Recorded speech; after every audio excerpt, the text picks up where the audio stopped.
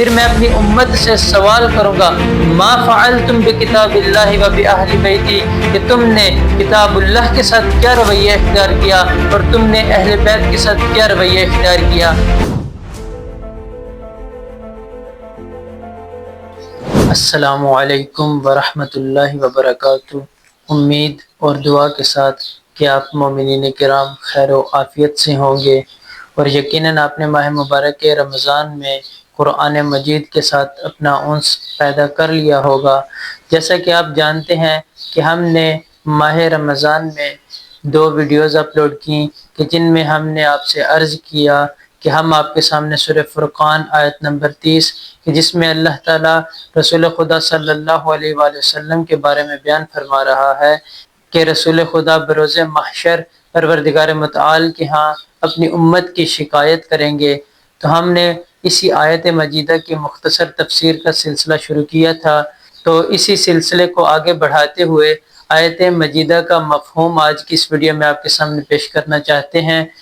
آیت مجیدہ سے آپ واقف ہیں کہ رسول خدا صلی اللہ علیہ وآلہ وسلم بارگاہ الہی میں شکایت کریں گے کہ اے میرے پروردگار، میری اس امت نے قرآن مجید کو متروک کر دیا، قرآن مجید سے ہدایت نہ لی، اور یہ اس معاملے پر ڈٹ گئے کہ ہم نے قرآن سے ہدایت نہیں لینی۔ تو آیا کس ماحول میں رسول خدا شکایت کریں گے؟ آج کی ویڈیو میں اس چیز کو بیان کرنے کی کوشش کریں گے۔ بروز محشر جب ہر طرف نفس نفسی کا عالم ہوگا، ہر کسی کو فقط اور فقط اپنی ٹینشن ہوگی، یعنی نہ ماں بیٹے کو جانتی ہوگی، نہ بیٹا ماں کو جانتا ہوگا، نہ باپ بیٹے کو جانتا ہوگا، نہ بیٹا باپ کو جانتا ہوگا، یعنی کسی کو کسی کے بارے میں کوئی معلومات نہیں ہوگی۔ ہر کسی کو فقط اور فقط اپنے سے مطلب ہوگا کہ کسی نہ کسی طریقے میری مغفرت ہو جائے، میں دوزخ کے عذاب سے بچ جاؤں۔ تو جب یہ بروز محشر کا عالم بپا ہوگا تو وہاں پر جن لوگوں نے دنیا میں نیکیاں بجا لائیں ان لوگوں کو پروردگار متعال اپنے کیے ہوئے وعدوں کے مطابق جنت کی وعید سنا دے گا، اور اسی طرح جن لوگوں نے دنیا میں حکم الہی کی نافرمانی کی ان کو پروردگار متعال اسی دن یعنی بروز محشر کے روز پروردگار متعال ان کو اپنے کیے ہوئے وعدوں کے مطابق دوزخ کی وعید سنا دے گا، یعنی جنہوں نے نیکیاں بجا لائی وہ جنت میں، اور جنہوں نے حکم الہی کی نافرمانی کی وہ دوزخ میں چلے جائیں گے۔ لیکن اسی عالم میں ایک ایسا گروہ ہوگا، امت کا ایک ایسا طبقہ ہوگا کہ جو بارگاہ الہی میں شکایت کر رہا ہوگا کہ پروردگار فلاں شخص نے مجھ پر ظلم کیا، فلاں نے میرا حق غصب کیا، اس طرح کی اپنی اپنی شکایات ہر کوئی درج کروا رہا ہوگا۔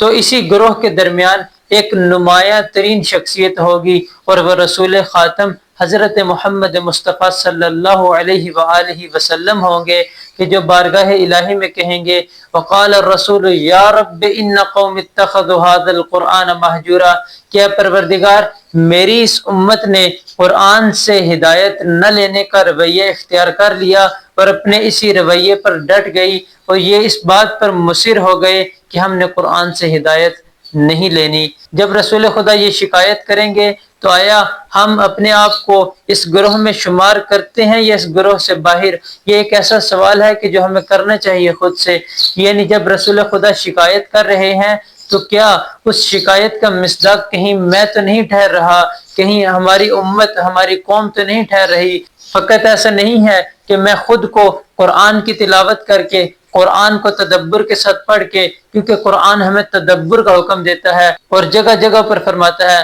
افلا یتدبرون افلا تعقلون،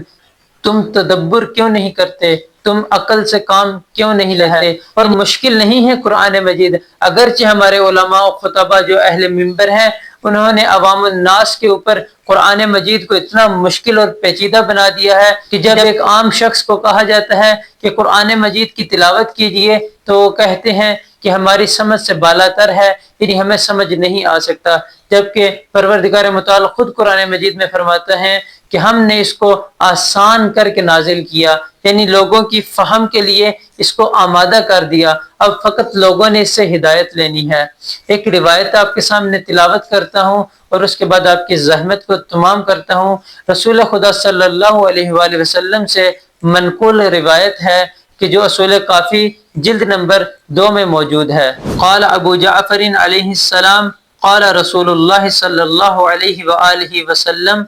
انا اول وافد علی العزیز الجبار یوم القیامہ وکتابہ واہل بیتی ثم امتی ثم اسألہم ما فعلتم بکتاب اللہ وباہل بیتی۔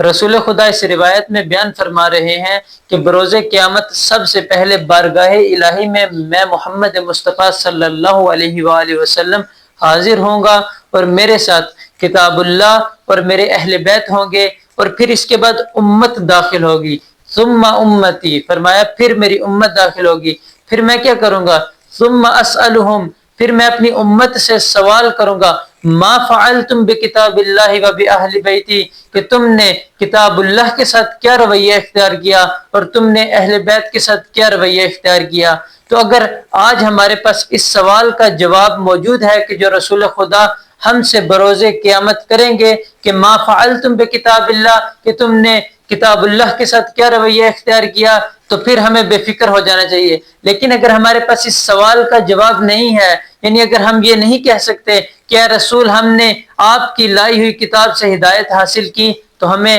ہر وقت پریشان رہنا چاہیے، ہمیں قرآن میں تدبر کرنا چاہیے،